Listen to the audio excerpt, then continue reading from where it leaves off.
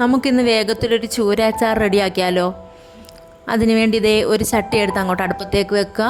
വെളിച്ചെണ്ണ ഒഴിച്ചു. വെളിച്ചെണ്ണ തിളച്ചപ്പോഴത്തേക്ക് കടുകിട്ട് അങ്ങോട്ട് പൊട്ടിച്ചെടുക്കുക. അതിലേക്ക് കുറച്ച് കറിവേപ്പില ഇട്ട് കൊടുക്കുക. ഇതൊന്ന് ചൂടായി വരുമ്പോഴത്തേക്കും നമുക്ക് മഞ്ഞൾപ്പൊടി ഇട്ട് ജസ്റ്റ് ഇളക്കി കൊടുക്കുക. അതിനുശേഷം മുളക് പൊടി, കുരുമുളക് പൊടി, കായപ്പൊടി, ഉലുവാപ്പൊടി ഇത്രയും ഞാനൊരു പ്ലേറ്റിലെടുത്ത് മാറ്റി വെച്ചിട്ടുണ്ടായിരുന്നു.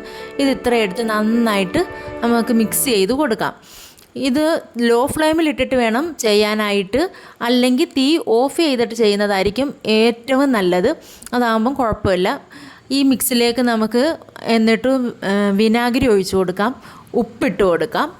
ഉപ്പ് നോക്കിയതിന് ശേഷം വീണ്ടും ഉപ്പിട്ട് കൊടുക്കാം. എന്നിട്ട് പൊരിച്ച് വെച്ചിരിക്കുന്ന ചൂരമീൻ അതിലേക്ക് ആഡ് ചെയ്ത് കൊടുക്കാം. ചൂരമീൻ ഞാൻ ഇഞ്ചി, വെളുത്തുള്ളി, മുളക് പൊടി, കുരുമുളക് പൊടി, ഉപ്പ് ഇത് ഇത്രയും ഇട്ട് പുരട്ടി മാറ്റി വെച്ചിരുന്നത്.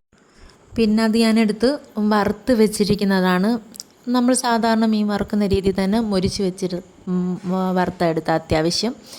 അത് ഈ മിക്സിലേക്ക് നമുക്കിനി അത് മീനിട്ട് കൊടുക്കാം. ഇത് എത്ര ദിവസം ഇരുന്നാലും ചീത്തയാവത്തതും ഒന്നുമില്ല കേട്ടോ. നല്ല കുഴമ്പ് രൂപത്തിൽ തന്നെ നമുക്ക് ആ കറക്റ്റ് അച്ചാറായിട്ട് തന്നെ കിട്ടും.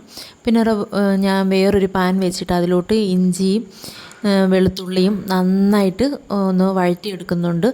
അതിലേക്ക് 5-6 കറിവേപ്പിലയും കൂടെ തൂക്കിയിട്ട് ഈ മിക്സ് നമുക്ക് നമ്മുടെ മീനച്ചാറിലോട്ടിട്ട് ഇളക്കി മാറ്റി വയ്ക്കാവുന്നതാണ്.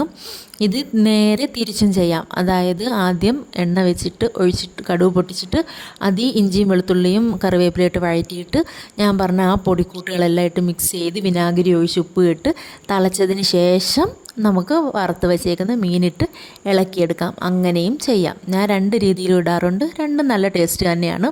അപ്പോൾ എൻ്റെ ഈ മീനച്ചാർ എല്ലാവർക്കും ഇഷ്ടപ്പെട്ടെന്ന് നോക്കുന്നു. അടുത്തൊരു റെസിപ്പിയായിട്ട് വീണ്ടും വരാം.